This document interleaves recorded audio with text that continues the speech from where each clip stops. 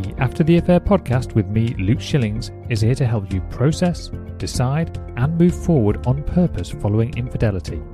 Together, we'll explore what's required to rebuild trust not only in yourself, but also with others. Whether you stay or leave, I can help. And no matter what your story, there will be something here for you. Let's go.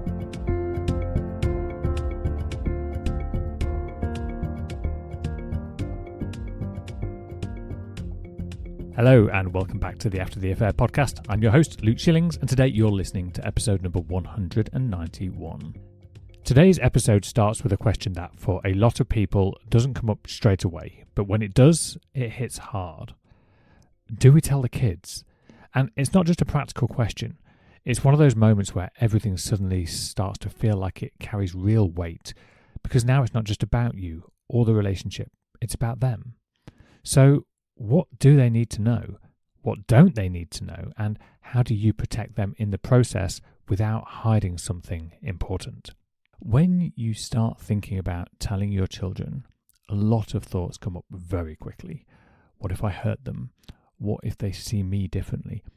What if they lose respect for the other parent? What if I say too much? What if I don't say enough? And underneath all of that, there's often this deeper sense of fear. What if this moment changes them and I can't undo that? And that's what makes this so difficult. Most people approach this conversation thinking that they need to explain everything that happened. And on the surface, that can feel right because, well, you value honesty. You want to be truthful. You don't want to lie to your children. But the thing is, the goal of this conversation is not explanation. The goal is emotional safety, and those two things are very, very different. Let's think about how this could go wrong, because when you prioritize explanation, you often start including things that are too complicated, too emotional, too loaded, and often without realizing it, you begin to transfer your internal experience onto them. So even subtle things like tone or language or framing can carry unexpected emotional weight. For example, your dad made some bad choices, or maybe your mum hurt me deeply. Even though I know they feel true to you, I know they do, they carry meaning that is yours and not your child's. And it can also lead to projecting an idea that your children are not able to differentiate, and that's the difference between truth and detail. And this is one of the most important distinctions that you can make. And it's one that a lot of people struggle with because it can feel like you're being asked to choose between honesty and protection. But that's not actually the choice here. You can tell the truth without telling the whole story. You can be honest without being explicit. And that's not about hiding anything. It's about understanding what is appropriate for the person that you're speaking to. Because when we talk about the truth, we often mean everything that happened, the full context, the timeline, the behavior, the emotional impact. But children don't need that version of the truth. They don't have the framework to process it, and more importantly, they don't need it to feel safe. What they need is clarity about what affects them, not what happened between you. And this is before we even lay on the impact that your interpretation of the truth and the facts might still be somewhat blurred because of the emotions that you're feeling right now too. So a more useful way to think about it could be, does what I'm about to say help my child feel safer or more confused? Because not all truth is useful. Some truth is emotionally heavy. Some truth creates questions that they're just not ready for. Some truth introduces ideas they didn't even know existed. For example, saying we're having some problems in our relationship and we're working through them, well, that's true. It's contained and it's relevant to their world. Compare that to one of us broke trust in the relationship. This is still technically true and very subtle on the surface, but now we've introduced blame, moral judgment, and some curiosity about how that trust was actually broken. And once that door opens, it is very difficult to close, trust me. there's also something else happening here. When we feel hurt, angry, or betrayed, there's often a strong pull to express that truth, to say, well, this is what happened, this is what they did, this is how it affected me. And again, of course that makes sense, but if that expression is happening through the conversation with your child, it stops being about informing them and it starts becoming a form of emotional release for you. And that's where this line can so easily get crossed, because now the child is no longer receiving information, they're absorbing your emotion. Now, some people might be thinking, but my child is a bit older, they can handle it. And yes, age really does matter here, or at least to a degree. But emotional readiness isn't just about age, it's about capacity, context, and timing. Even older children can struggle to process things like loyalty conflicts or judgments about parents or the emotional weight of betrayal just in and of itself. I mean, let's just take a pause here. Before you experienced what you are going through right now, had you ever imagined that this is what it would feel like? Had you ever imagined how confusing and disorientating it can be? No. Most people listening to this right now agree that they would not have been able to predict what this actually feels like. So laying some of that weight onto our children is incredibly, it's a lot. So even when they can understand more, it doesn't mean that they should carry it. Another important piece here is that you're not just having a conversation for today. You're shaping how your child understands relationships altogether, things about trust and conflict and emotional safety. So the question becomes, what version of truth helps them build a stable internal world? Not what version of truth explains everything accurately, because those two things are not always aligned. If you want something practical to hold on to in the moment, maybe you could use this filter. Before you say something, just ask yourself, is this true? That's the first question. So let's assume that it is. Is this necessary? This is a much bigger question, and I want you to be really honest with yourself when you're asking yourself this. And then finally, is this helpful for my child right now? And if it doesn't meet all three, I mean, loosely speaking, it probably doesn't need to be said, at least not yet. So when we talk about telling the truth, we're not talking about full disclosure. We're talking about appropriate honesty. Truth that is grounded, contained, and centered around your child's emotional safety. Because your role in that moment is not to explain everything that has happened between you and your partner.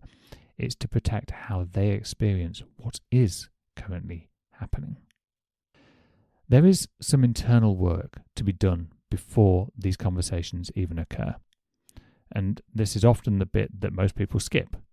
I would like to believe that as you are here listening to me talk about this, you are not prepared to skip this step. If we're not careful, people can focus on what they're about to say before addressing how they're feeling about it. The thing is, your internal state will shape the entire conversation. If you're feeling angry, overwhelmed, you're just seeking validation, maybe you're just trying to be understood, that will come through, even if your words are measured. So the real starting point is, can you regulate yourself enough to have this conversation for them rather than for you? And then there's another question. When should we tell them? And it's a difficult one because people are often looking for a simple, clear answer. The perfect moment, a point when it feels safe, controlled, uncertain. But I'm sorry, the reality is there is no perfect time. But there are more intentional ones. There are two common mistakes people tend to make. The first is telling them too early. This usually happens when emotions are still really high. There's been maybe a recent discovery, there's shock, there's anger, there's confusion, and within the first hour or day, all of a sudden everybody knows everything. And okay, now there's nothing that can be undone. We can't undo that once it's happened, and I'll maybe cover that in a separate episode. But right now, when in that state, there's often this strong urge to be honest immediately, or get everything out in the open, or stop hiding things. But when you speak from that place, your nervous system is still activated. And even if your words are measured, your tone, your energy, your body language, it'll carry the emotional intensity that you're trying to hide. And the children can really feel that. They might not be able to understand the words, but they will understand the instability. The second mistake, as obvious as it might sound, is telling them too late. This often comes from wanting to protect them, wanting to wait until things are clearer, until you've decided exactly what it is that you're doing, until everything feels, well, more settled. But in that time, children are already observing. Kids are aware. They notice things. They notice changes in behaviour, changes in communication, emotional distance, or even just some underlying unusual tension that exists between you. And because they don't have the context, their minds naturally, just like ours, start to fill in the gaps. And children are very good at doing this. Often they'll create explanations that are, well, inaccurate, more frightening than reality, or often self-blaming. They might think, did I do something wrong? Are they upset because of me? Is something bad about to happen? So waiting too long can create uncertainty that's actually far more distressing than the truth itself. Now, there is something that I think is really important to try and understand here. Children don't need to be told everything to know that something is different. They feel it. They sense it. They pick up on patterns and shifts that we often underestimate. So the goal of timing is not to control what they know, because you can't fully do that. The goal is to support how they make sense of what they're already experiencing. So if there's no perfect time, then what are we actually aiming for? We're aiming for a moment where you are emotionally steady enough to hold the conversation. You have a simple, clear message. You're not using the conversation to process your feelings. And you can prioritize their experience over your expression. That doesn't mean that you feel great. It doesn't mean that everything is resolved. It just means that you're regulated enough to be intentional. Before having the conversation, perhaps you could ask yourself, am I looking to say this or to release something? Am I prepared for their reaction, whatever it is? And can I stay calm if they ask something that I'm not ready for? If the answer to those is not yet, that's useful information. It's not a failure. It's just a sign that perhaps a little more grounding is needed first.